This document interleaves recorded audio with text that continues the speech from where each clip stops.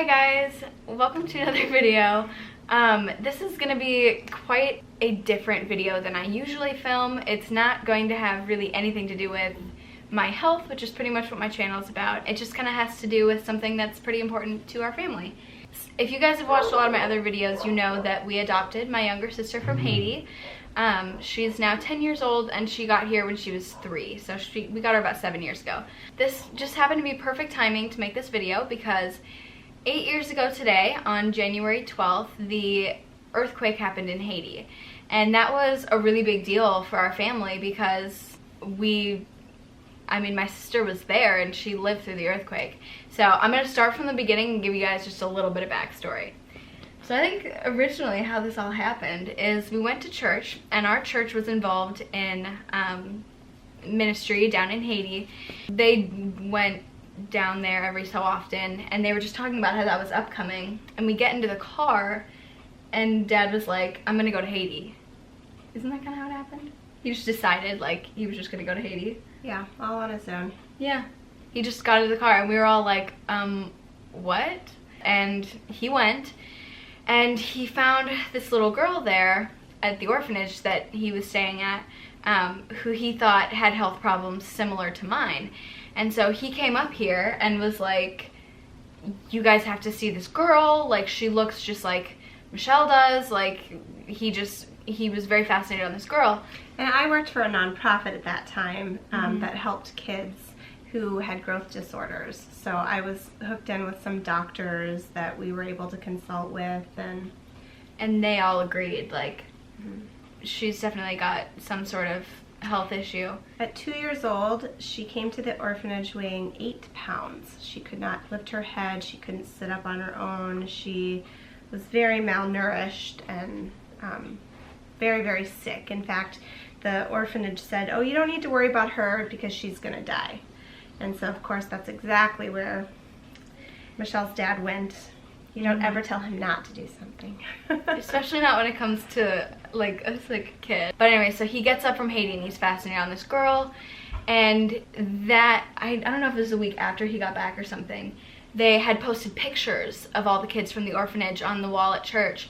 And my grandma found this girl on the wall and said, hey Jamie, my mom's name is Jamie by the way, hey Jamie, you have to come see this girl. And she brings her to see this girl, and my mom said, I saw that girl, I wanted to show that girl to you. And my dad comes over and says, that's the girl I've been telling you about. And so at that point, that was when we were kind of like, okay, like let's sit down and really talk about this. Not to adopt or anything, that wasn't our intentions then, but so I think my grandma and grandpa sponsored her. Like you could sponsor children and like provide them with meals and stuff like that. Yeah. So I think they did that at that point.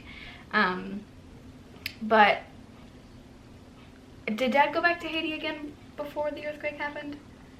No, in fact it was the Sunday before the earthquake happened that we had decided that we were going to try to get Rose here to get medical treatment. Michelle's dad was on the board of directors for the orphanage, so he kind of ran the United States part of it. And then it was Sunday at dinner after church that we decided we were going to bring her here, and then on Tuesday the earthquake hit. We were just getting ready to go out to dinner. It was like 5 o'clock in the evening, and I got a news alert saying there was a major earthquake in Haiti, and that basically the epicenter of the earthquake went right through the town where she was. So we spent days not even knowing if she was alive or if any of them were alive. Yeah, so if you guys don't know, the epicenter of an earthquake is basically like where the very center is, which is the strongest. And it was a 7.0 magnitude earthquake, right? So that's a big earthquake. And it was very shallow, so it was very, very strong. Yeah, and basically the town of Léogâne, Haiti. Do you want to come be in the video? So the town of Léogâne, Haiti was basically the epicenter of the earthquake, and that was where her orphanage was. So at that point, nobody had contact with anyone down there. Like it was, I don't know, were all like the cell phone towers out or something? Yeah. Because like everything was gone. There was no communication. So I just remember, she's going to get my sister. I just remember sitting there, we were all just like huddled in front of the TV, on the phone, calling everyone we knew, and we were just watching. I remember like seeing footage of the earthquake down there and like what had happened and hearing all this stuff and just like hoping that they would say something about the orphanage or we'd see it in a clip or something. But we just spent days not knowing, like, is she alive? Is anyone at the orphanage alive? Like, what's gonna happen now? How are we gonna get her here? Like, it was so terrifying. So this is Rose. Hi. Yeah, so I'm also going to, at the end of this video, answer a few of the questions with Rhodey that I've been getting. So yeah, but we'll get back to the story. So basically we just sat there like not knowing whether or not she had made it, whether anyone at the orphanage was okay. It took about 4 days after the earthquake, and then actually we saw on some major news channel, they were interviewing, because there wasn't a lot of air traffic going in or out at that time, we saw somebody interviewed on the news saying that he had been at her orphanage and that everyone was safe. So that's how it took about 3 or 4 days, I think, before we knew that. But then really quickly after that, then they had restored some of the cell phone to the island, and then we were able to talk with the people who ran the orphanage and know that they were all okay. But it was pretty miraculous because basically every building around them collapsed. Every single one. Like, we have photos, and if I can find some of the pictures, I'll put those in here.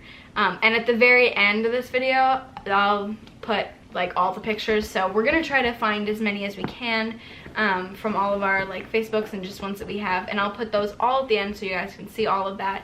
The orphanage was a big building, and it was, I mean, there was cracks everywhere. Like, they had to leave the orphanage, but it was still standing, and every building around them was just rubble, like actual rubble. It just didn't even look like a building anymore, and theirs was the only one that was still standing, and that was amazing. But yeah, so while the building was still standing, the aftershocks, they were worried with all the cracks in the foundation and in the building that an aftershock could bring it down. So they had to move the kids to a field and put up tents where they lived for quite a long time. Years. I mean, they put up like temporary structures in the field eventually, but they were there for a long time. Mm-hmm.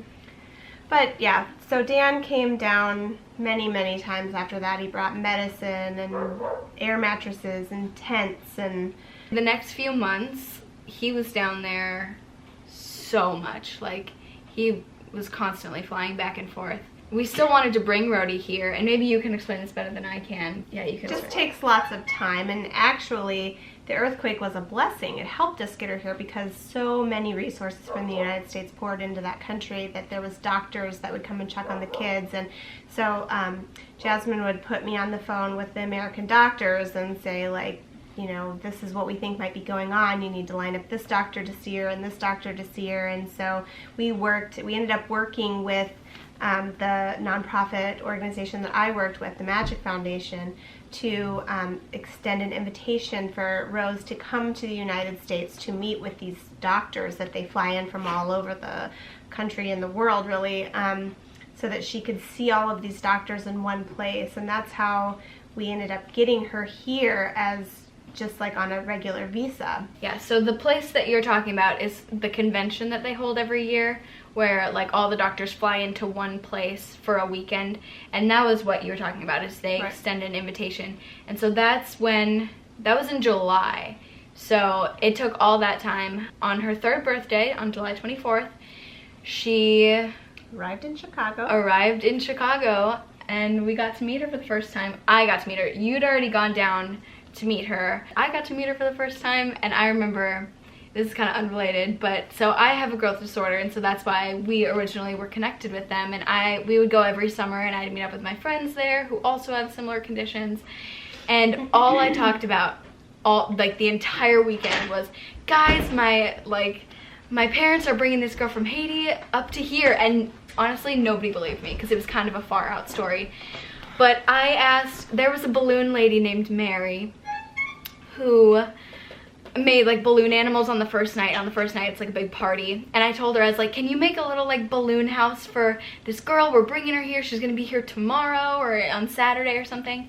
And she was like, sure, like whatever. But she obviously didn't believe me, but she made it anyways.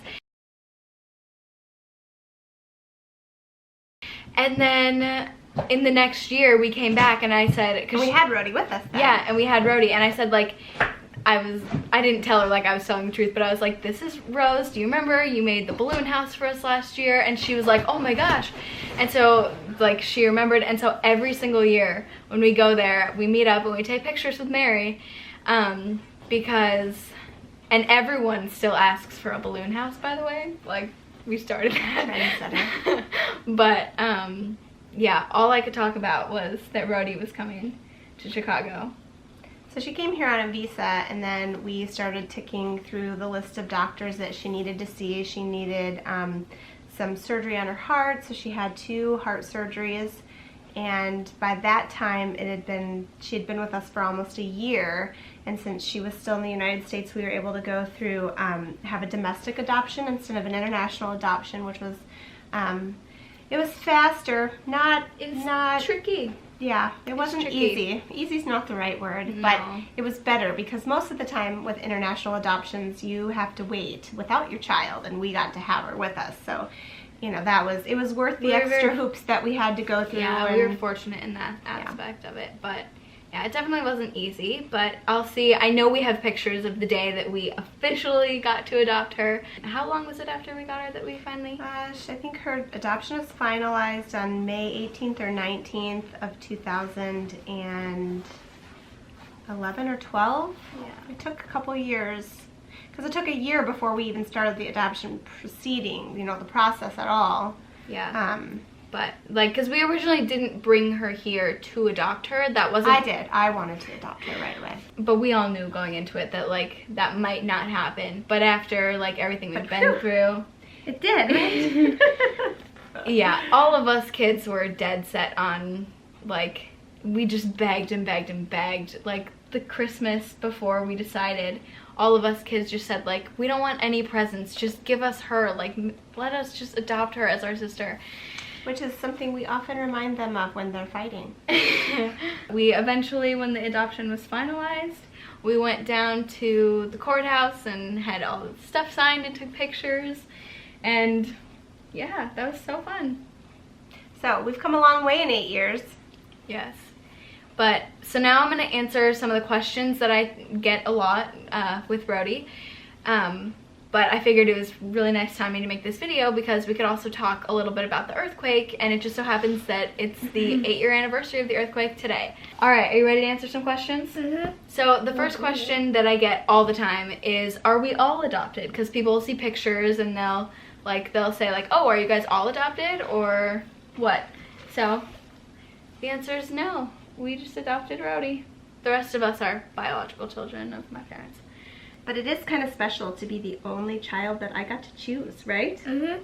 I just ended up with these guys. It's kind of a luck of the draw. You were handpicked, baby. Yes. Do you remember the earthquake? No. No. You were little. You were like 2 and a half. I've gotten a few questions asking if Rhodey has any biological siblings, and the answer to that is yes. Actually, in the orphanage, what siblings were with her at the orphanage? Well, none until after she left. They weren't there at the same time. She has a sister who actually lives around us, which we've never met yet. But she has a sister that came, she was born the August after Rose left. So a month after Rose left the orphanage, she had a baby sister that was in there.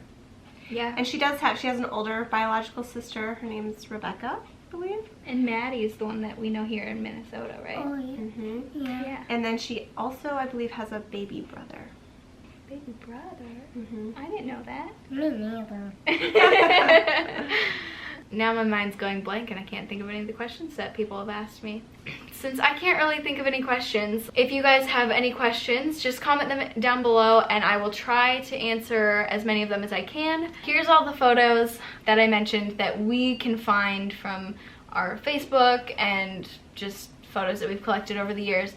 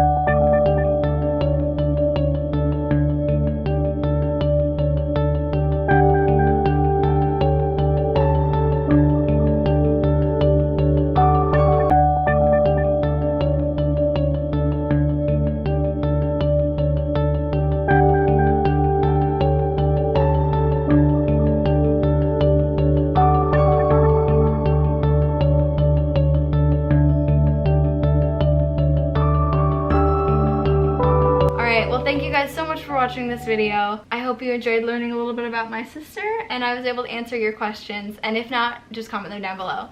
And I'll see you guys next time. Bye! Bye! Bye.